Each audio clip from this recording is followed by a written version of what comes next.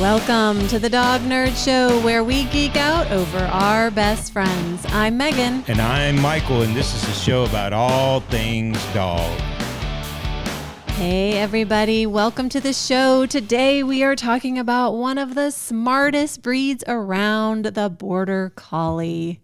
Oh, yeah. So it's we're recording this at the beginning of March, so it's tax season. So they get really busy this time of year doing people's taxes. So it's a good thing we got this interview beforehand. Yeah, exactly. Yes, so this episode is brought to you by the Riley Carson book series. Riley Carson is like Nancy Drew meets Animal Rescue, and it is for kids 9 and up or dog lovers of all ages. Check it out at rileycarsonseries.com. Yeah, that's it's a book even if you aren't a middle grade kid, but you love dogs and you love adventure, it's a great book. So we're not going to dilly-dally. We're going to go right into the interview so you can meet this precious Border Collie named Ned. Yeah. All right. So we are here with Sue and Ned, and we are talking about the Border Collie. So tell us, the number one thing I think people ask is, does this breed shed? Oh, does this breed shed? I could get a trash bag a night of hair off of him. Wow. Yeah. Fills up the vacuum cleaner in one room, and I have to dump it to do the next room. Okay. Well, very high shedder. Okay. And so for grooming, is it brushing every single day? I try to brush him every day, every couple days. Yeah. Bath once, like every 6 months. Okay. Yeah. Not too bad. Now, this breed is known to be highly intelligent. Is that correct for all Border Collies? Yes, very smart, but they're smart in different ways. Okay. This guy tries to outthink you.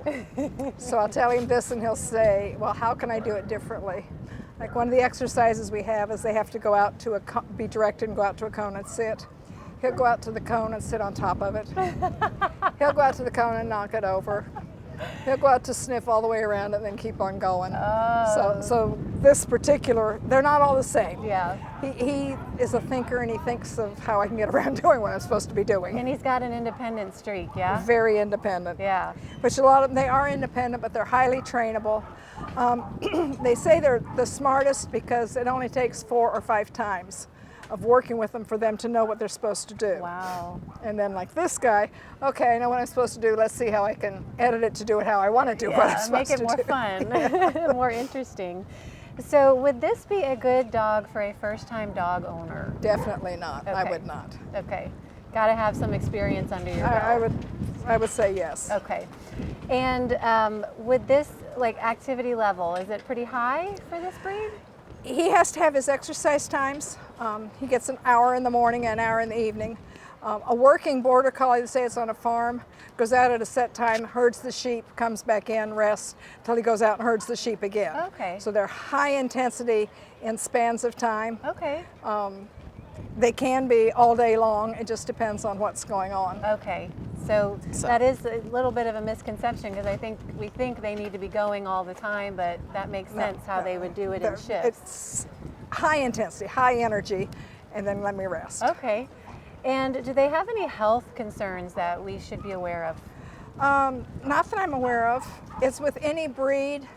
I get them from a reputable breeder that has a health history. You know what you're getting. Yes, absolutely. That's So a big thing. Know the history of the breeder, and just because they say they're a breeder doesn't mean they've watched the genetic pools, the different, are his hips good, are his shoulders good, can he do what he's supposed to?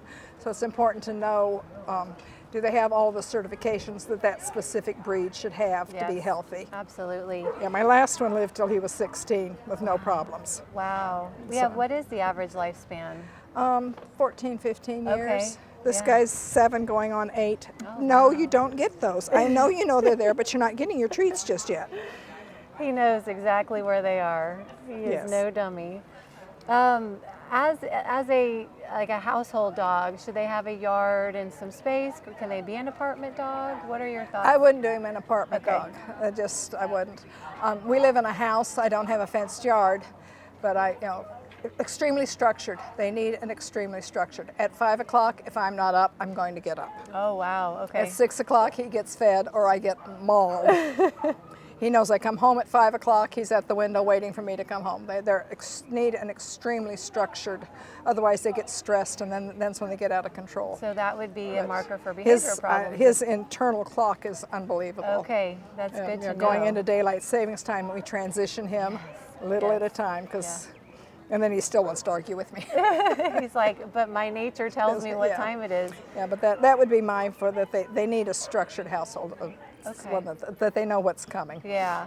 I would imagine this would be a good dog if you're an active person, you like to go for hikes and things like that. A lot of them do frisbee, some of them do fast cat, of course herding, like to play. Hiking, yes, definitely. And I saw that they have fast cat here. What is fast cat? Fast cat is you stand, and they say release, and it's just how fast they go to the other end. Oh, that's awesome. So he's starting to do fast cat. He loves my husband. He can smell my husband a mile away. Just pick up his odor in the wind and he's off. So we're going to put him at the other end and let him go. That's a great idea. Get Elmo and he just takes off. Is there anything else about this breed that we should know? I mean, I imagine they're good family dogs if they're raised well. Personally, I have nieces, grandkids. I would not put them as small children because they nip. Yeah. They nip. That's part of their herding. If you're not doing right, he'll nip at you. And he has nip. It's not a bite. It's just the herding nip. Yes. And that scares the kids, and they pull away, and then that's when they get bit. So I do not recommend personally this one for small. Okay. So if your kids are maybe like 8 and up. Possibly. Maybe 10, but not 11, little ones. 12. Okay, that's good to know. Yeah, and with those herding breeds, they are gonna just naturally nip because that's what they do. That's how they get the Yeah. But yeah, anything else we should know? No, they're great dogs. I love him, but I got him because he does behave. He does. It's not like a dachshund that's. He's like, well, let me see how I can avoid doing what I'm supposed to do, but but working with him, and I work with him every day. So with training and for training and getting ready. That's awesome. Well, thank you so much. You're really welcome. Appreciate it. Yeah, Ned, you want to say goodbye? You want to talk to him? You want to say goodbye? What? Say goodbye. Come on, say goodbye. Huh? Can you say it? Come on. What? There you go. That's your loud, piercing bark, and that's the one thing. They do have a loud, piercing bark. Okay. That was a great interview because she was very honest about her experiences with her Border Collie. Now, some of you might have different opinions on things. Like, Sue was saying that she does not recommend a Border Collie for families with young children because herding dogs have the tendency to nip. So, and it's not a bite, it's a nip. It's what they do as part of their job as herders. So that is definitely something to consider. The energy level is something to consider. She said an hour in the morning and an hour in the evening. I don't think you and I could have a Border Collie unless we had like a working farm. Yeah. Because let's face it. I mean, that it takes somebody who's got a lot of a high activity level. Yeah. Yeah, if you got a demanding 9 to 5 job, you're gonna. I'm not saying you can't have a Border Collie, but you're gonna need on the weekends and in the evenings. You're gonna really need to.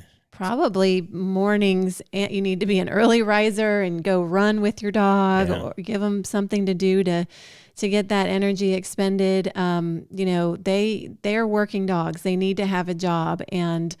And we mentioned they're very, very smart too. So their brain needs that activity as well. Yep. They're just not couch potatoes. They're not. Yeah. No. And it was funny, like she was saying, when they did that one sport where they go to the cone and they sit, Ned will sometimes sit on the cone just because he's like, I'm independent. I'm an independent worker. I'm supposed to do my own thing. And sometimes dogs have a sense of humor and they just want to do things a little differently. Yeah. So, again, if you don't like shedding, this is not the breed for you.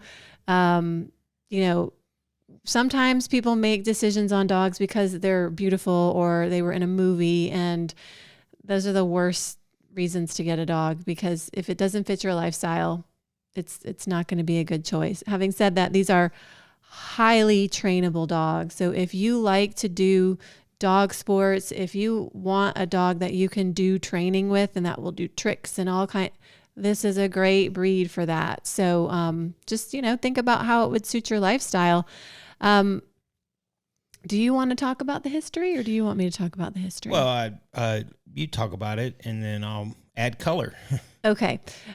So this is an older breed. So basically, during the Roman Empire's takeover of Britain, the Romans brought their dogs over, and then they did some mixing with some. When the Vikings came in, the Vikings dogs were smaller and quicker, and so the mixing of those breeds essentially brought the Border Collie. They were just like the Border Terrier. They come from the border between England and Scotland, and so their coats and their build is made for working in that rocky Highland, Scotland, England terrain. So they have been called the world's greatest herders. And, if you've seen them work, that's true. In fact, I've told you the story about how when I lived in England and I was over at my friend's grandparents' house by the coast, we were sitting around one weekend having a sherry and watching a herding trial on television. Like on TV. And this was before streaming, folks. This was like you turn on the TV and one of your local channels had a herding competition. And it was fascinating because the farmers are out there and they've got their whistle and they're just doing whistle commands. And the dog is doing it's just fascinating to watch them work. So if you can go to a herding trial in your area, and you can find those on the akc.org website, that'd be really a cool thing to do if you just want to go watch a dog do what it's bred to do. Yeah. They're extremely smart. They're workaholics. So once again, it's not a dog that's going to lay on the couch all day long, but their intelligence is what makes them, they're the dog that needs that mental stimulation probably more than most. Mm-hmm. Yeah. And if you've seen any agility trials, these dogs dominate in agility. They're fast, they're smart. And they're always at the top of the list of the world's smartest breeds. I think Border Collies and Poodles are right up there at the top. So one thing that was interesting to me is they didn't join the AKC herding group until 1995. Wow. I was surprised about that. I thought there probably was some reason for that. Yeah, thought it would have been sooner. So, anything else? Any color? No, I think you covered it all, and hopefully you guys enjoyed this video, and hopefully you enjoy our other videos. And if you're interested in a breed, let us know, and we'll be more than happy to track that down and do our research on it. We love doing these, and if you have a Border Collie and you have your own feedback, because all dogs are different, so we're generalizing here, but give us your feedback on what it's like to have a Border Collie in your family. Yeah, but before you do that, go ahead and just hit that subscribe button. We could really use that. Yes. And then if you like this content, give us a thumbs up. If you don't, give us a thumbs down. Don't do that.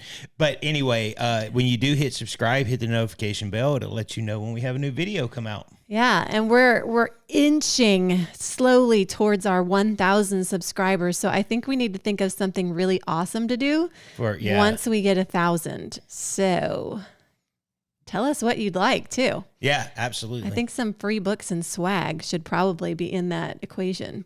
So thank you guys so much for watching. You can find us everywhere on social at Dog Nerd Show. Drop us a line, dognerdshow@gmail.com. And until next time, bye. Bye.